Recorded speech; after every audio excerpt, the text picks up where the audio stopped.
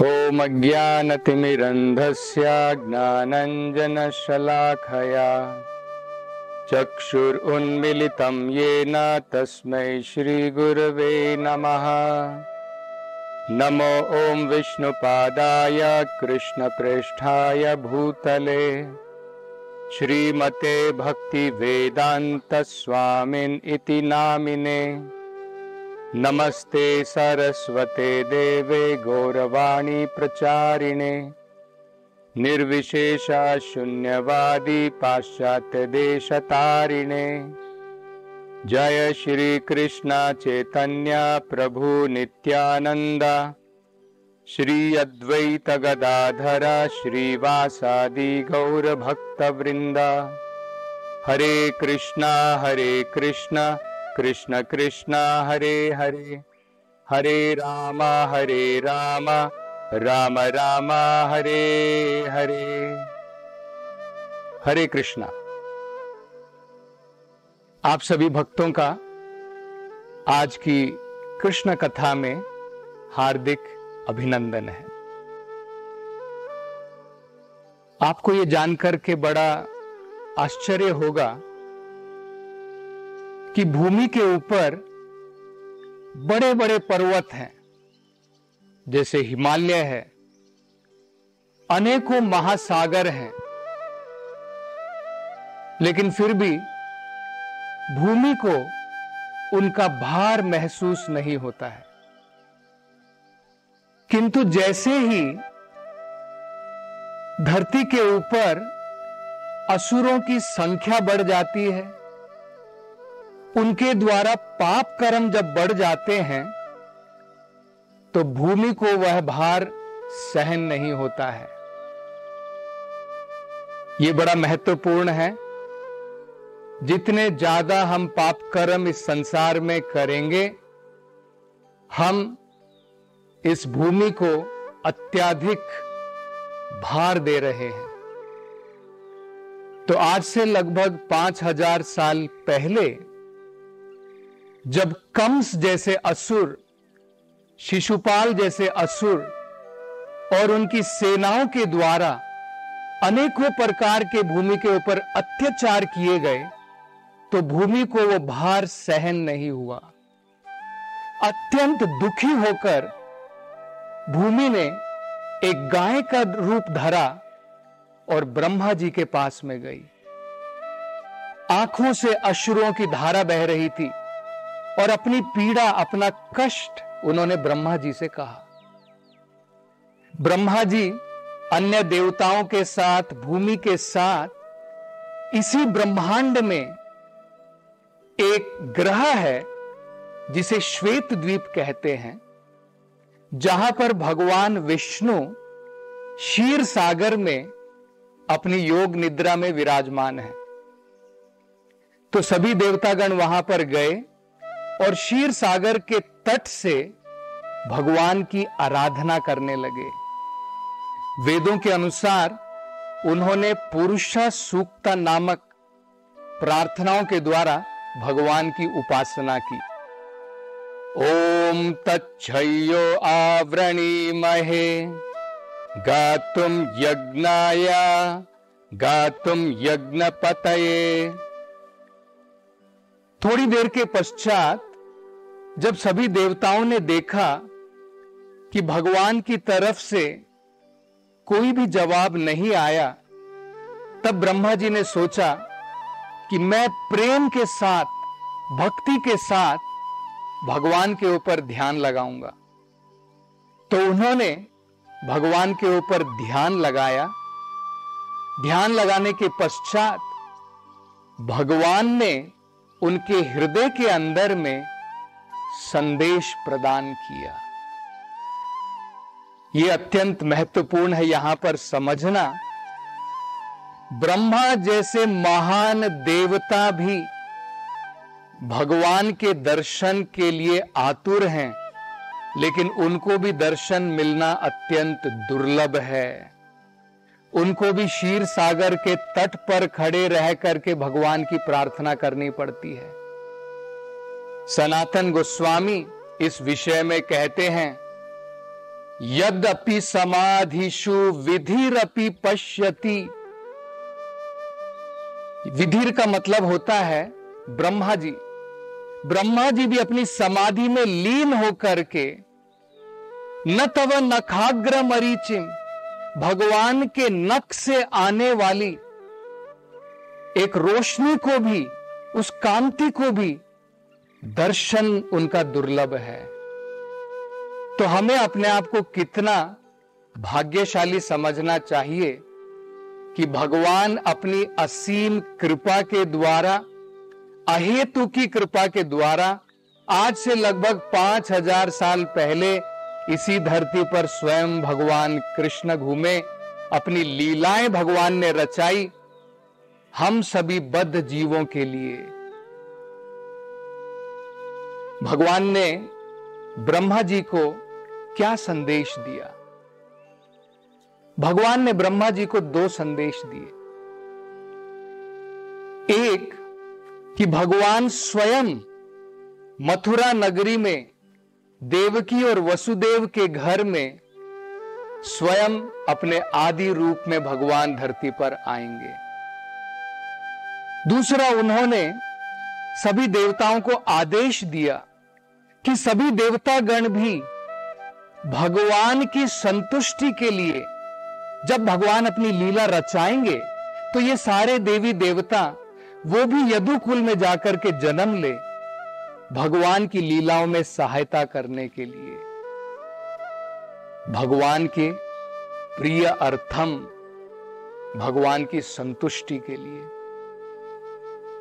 इस घटना से भी एक और बड़ा महत्वपूर्ण अंग हम जो समझ सकते हैं, ये आध्यात्मिक ज्ञान की प्राप्ति हम कैसे कर सकते हैं। सबसे पहले भगवान ने ये ज्ञान ब्रह्मा जी के हृदय में प्रदान किया।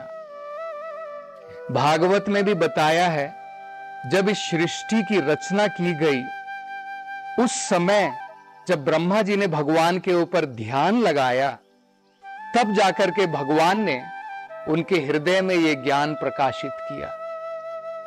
तेने ब्रह्म हृदय आदि कवये मुह्यंती यत सूर्यः। ब्रह्म का मतलब होता है ये वैदिक ज्ञान। आदि कवये, ब्रह्मा जी जो आदि कवि हैं, उनके हृदय में भगवान ने ये ज्ञान प्रकाशित किया। तब ब्रह्मा ने क्या किया? ये ज्ञान अपने शिष्य नारद को दिया। नारद ने क्या किया? ये ज्ञान वेद व्यास को दिया। वेद व्यास ने सभी वेदों की रचना की। इस प्रकार से ये ज्ञान जो है गुरु परंपरा में प्राप्त होता है। तो ये भी हम देख सकते हैं, भगवान ने सबसे पहले ये ज्ञान ब्रह्मा जी को दिया, बाद में ब्रह्मा ने ये आदेश, भगवान का संदेश देवताओं को सुनाया। उसके बाद में सभी देवतागण अपने अपने धाम को वापस लौट गए। वहां पर मथुरा नगरी में वसुदेव जो शूरसेन के पुत्र हैं, जो मथुरा के उस समय के राजा थे, उस समय देवकी के साथ में विवाह करने के पश्चात वापस अपने घर की तरफ लौट रहे थे। और उस समय देवकी का भाई कंस स्वयं रथ को हाँक रहा था।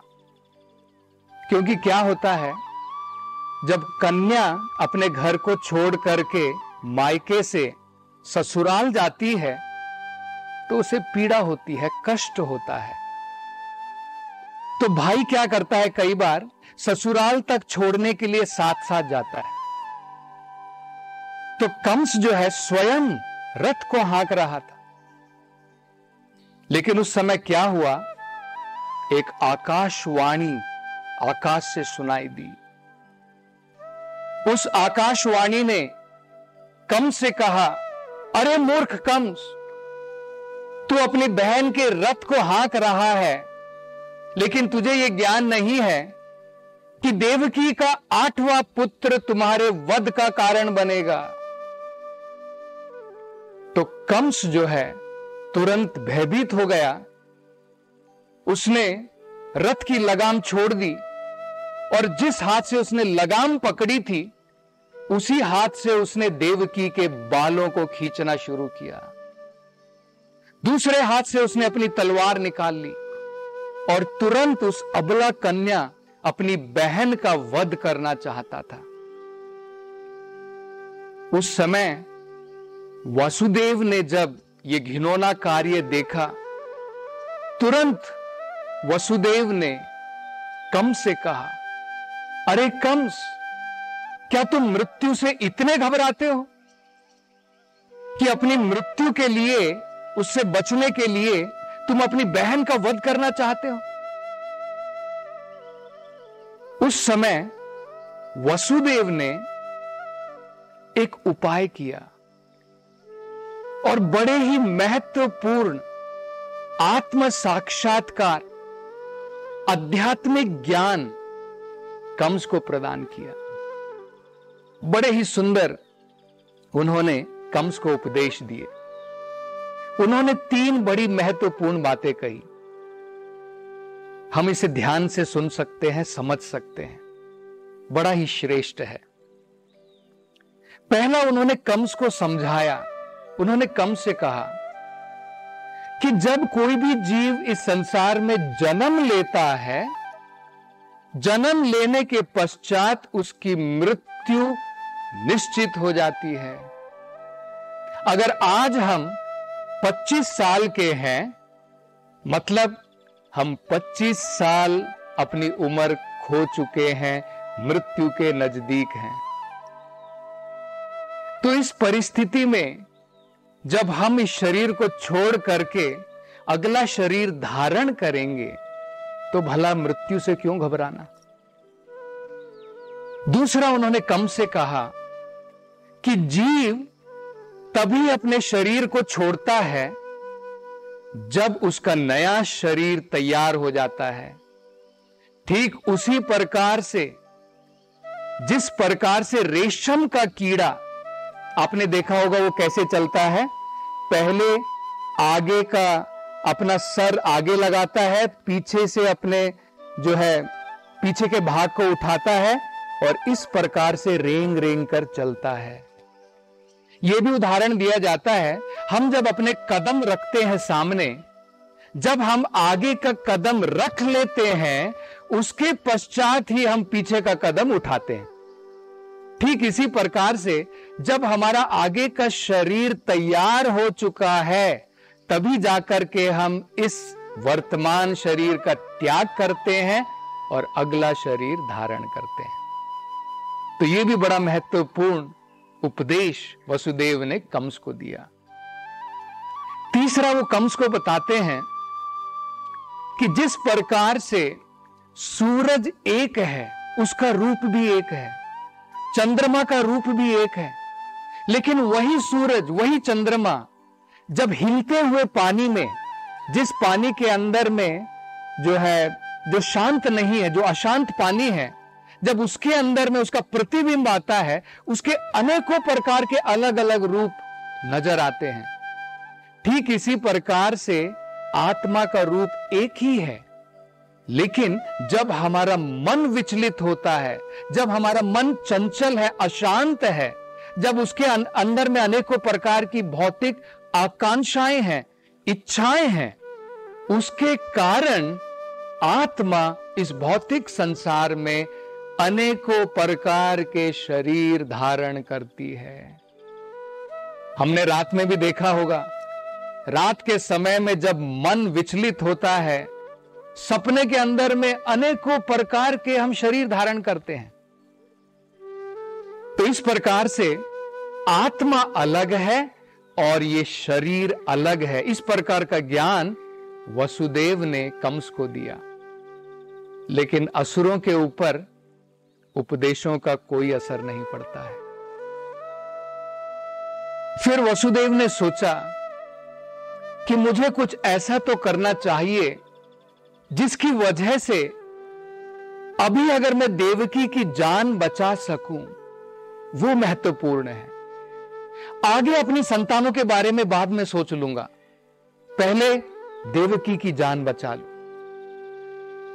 इससे भी हम एक बड़ा महत्वपूर्ण एक अंग जो यहां पर सीख सकते हैं, संकट की परिस्थिति में अगर हम आते हैं तो भगवान ने जो हमें बुद्धि प्रदान की है वो भगवान के द्वारा ही दी गई है।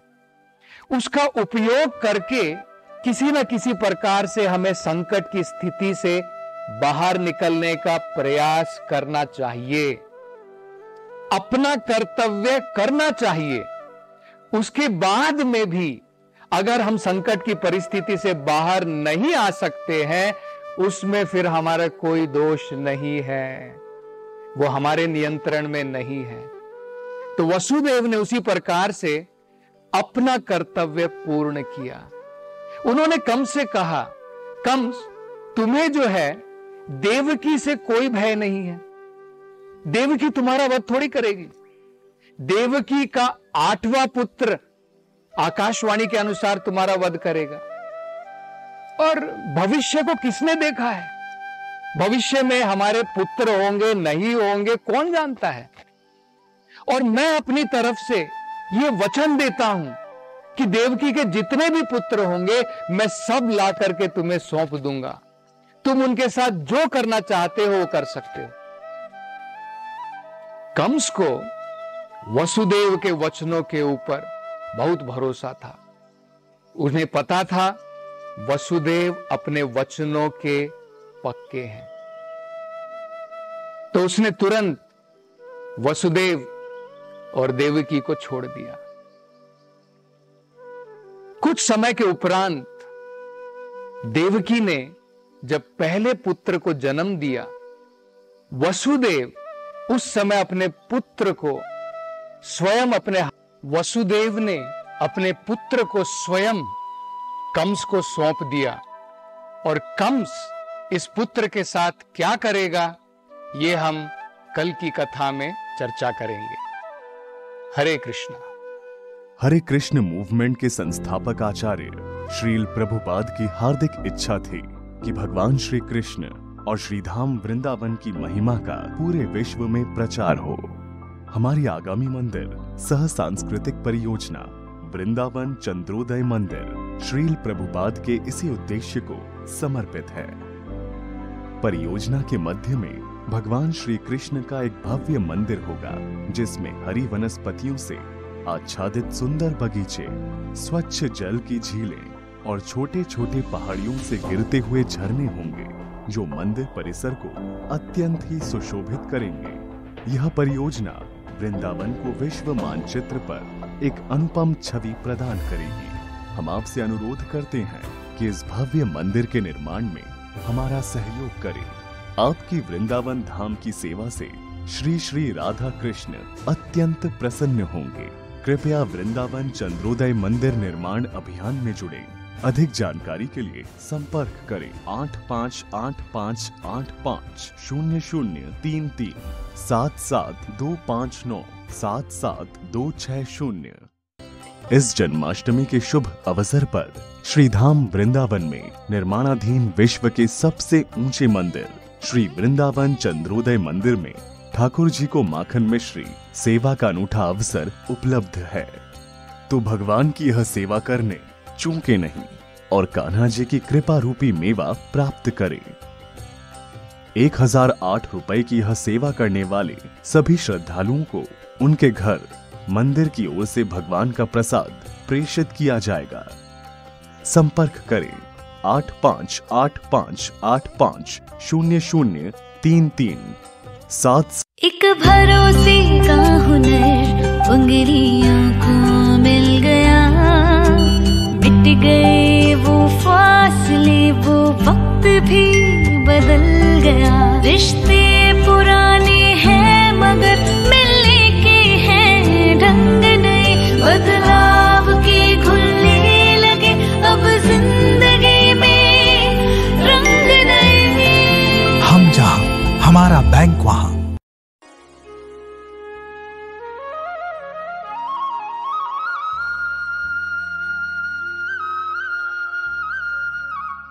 हल्दीराम परिवार की ओर से आप सभी को जन्माष्टमी की हार्दिक शुभकामनाएं।